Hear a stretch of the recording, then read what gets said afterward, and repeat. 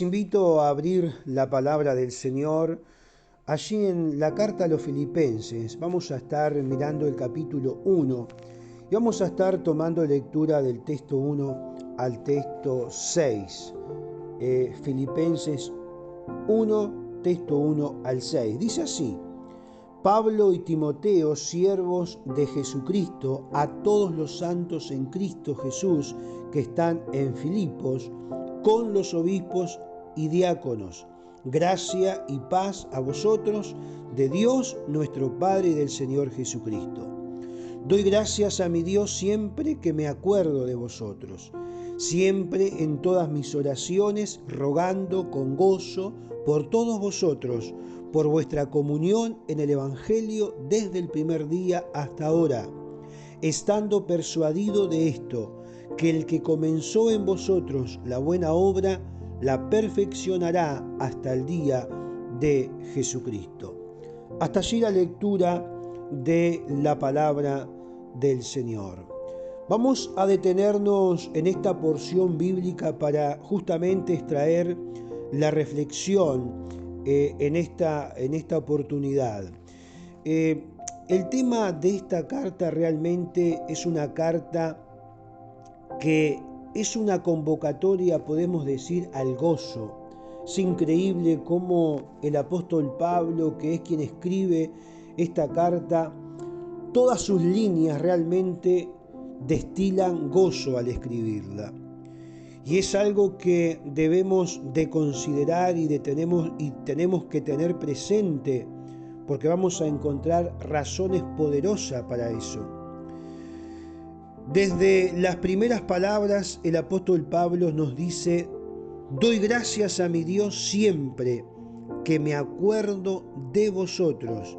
Y dice que se acuerda con gozo. Y esto es importante.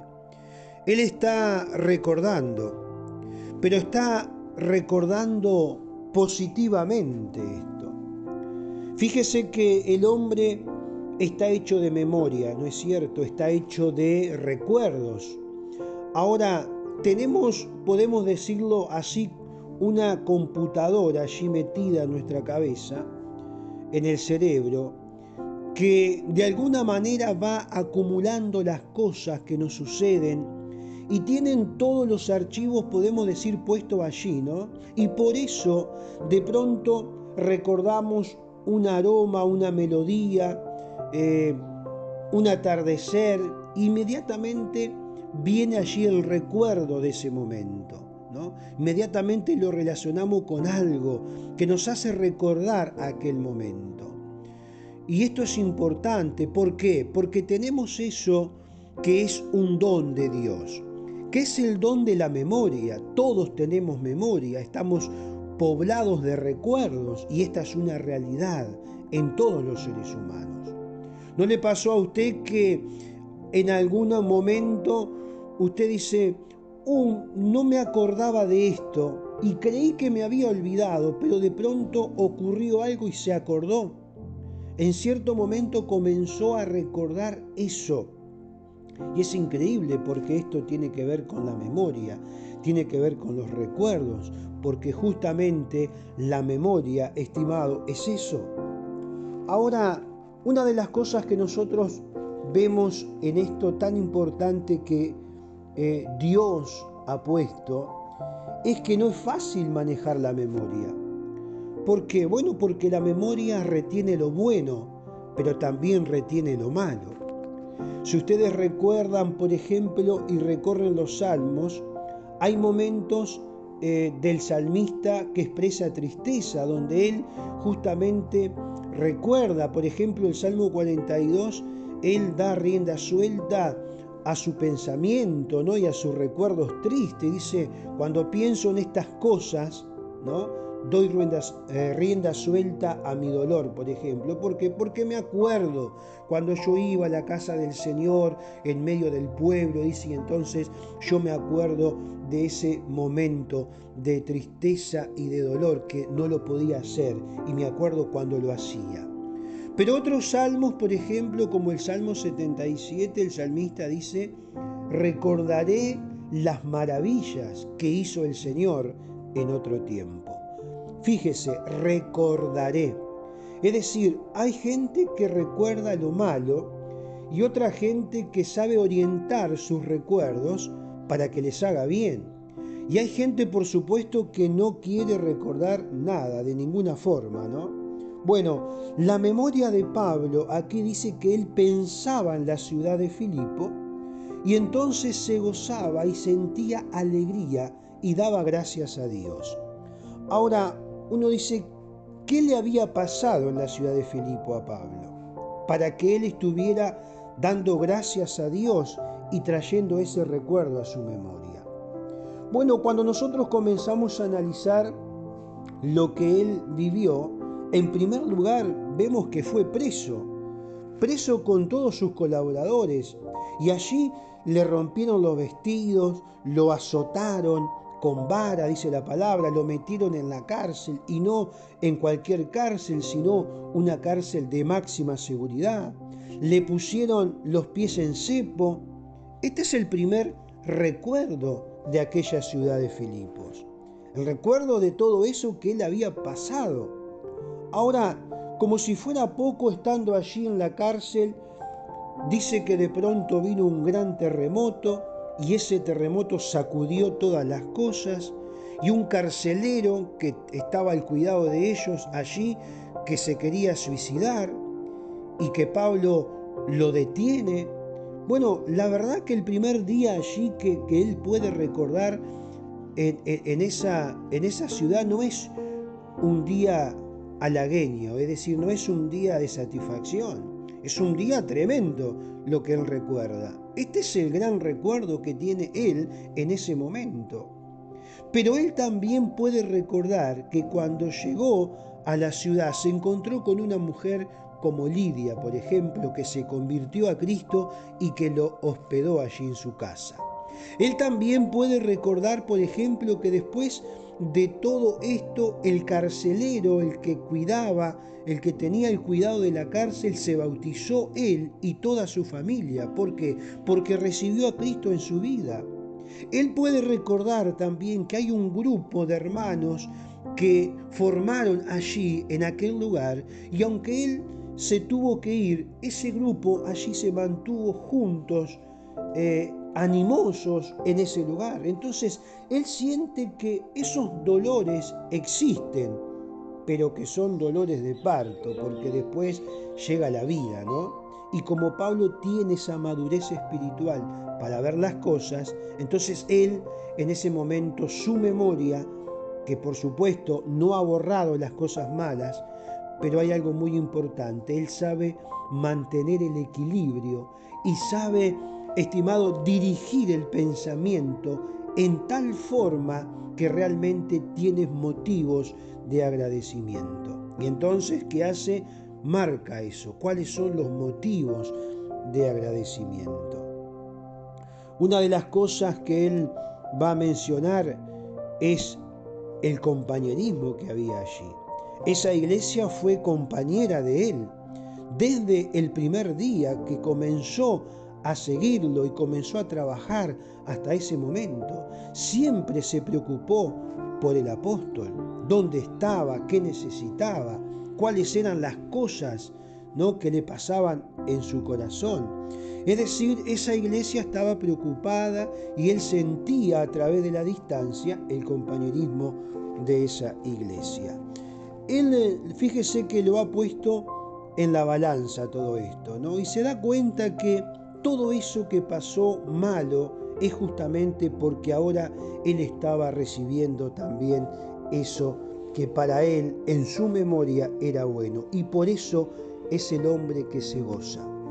Por eso es el hombre que realmente sabe orientar sus pensamientos y sus recuerdos, y es el hombre que se está gozando.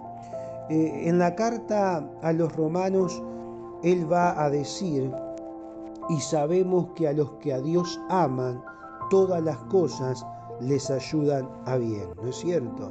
En nuestra vida, estimados, vivimos todo tipo de experiencias, todos, diferentes clases de situaciones, de momentos, todas diferentes experiencias, algunas muy gratas y otras muy dolorosas, pero tenemos una gran promesa en la palabra de Dios.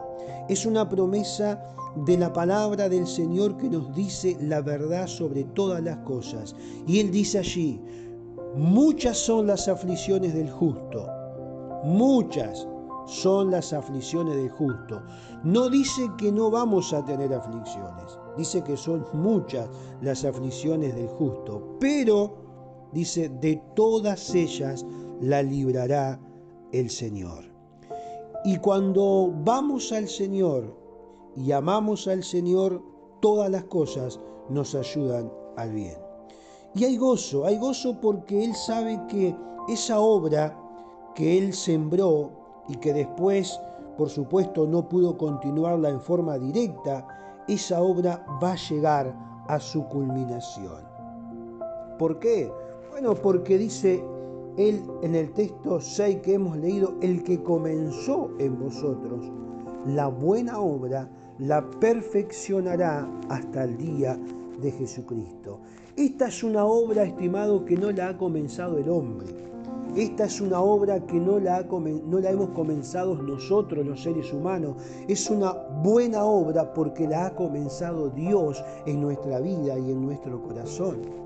Es una obra porque Dios continúa obrando y actuando en nuestra vida y en nuestro corazón en la medida que nosotros podamos traer nuestra vida delante de Él, de poder gozarnos en su presencia, de poder disfrutar la vida espiritual que hemos recibido todos los días de nuestra existencia, de poder renovarnos en su presencia, de poder realmente permitir que el Espíritu de Dios, el Espíritu Santo de Dios, que vive y mora dentro nuestro, pueda hacer esa obra activa que tiene que hacer y realizar en la medida que vamos caminando con el Señor. Por eso la obra que comenzó es una obra buena y eso debe traernos realmente gozo. El apóstol Pablo se goza porque él sabe que aquel que comenzó esa obra en él, él sabe que esa obra es buena porque la comenzó el Señor. Él la va a ir perfeccionando hasta el día de Jesucristo. Es decir, Dios va a culminar esa obra. Fíjese, Él está mirando y dice, yo tengo de qué gozarme. Yo tengo realmente de qué gozarme. Dios nunca deja las cosas a media, ¿no es cierto? A medio hacer. Él sembró apenas y tuvo que irse de ese lugar, ¿no es cierto? Siempre pasan esas cosas muchas veces. Pero cuando nos acercamos a Jesucristo, el Señor comienza una obra. Nosotros plantamos una semilla y muchas veces no podemos estar detrás de esa semilla, ¿no? Pero esa semilla germina, porque si la hemos colocado en la voluntad de Dios y la vida está allí, no abandonará nunca el Señor aquello que es la obra de sus manos. Por eso en la vida de Pablo hay gozo, al saber que Dios está con él.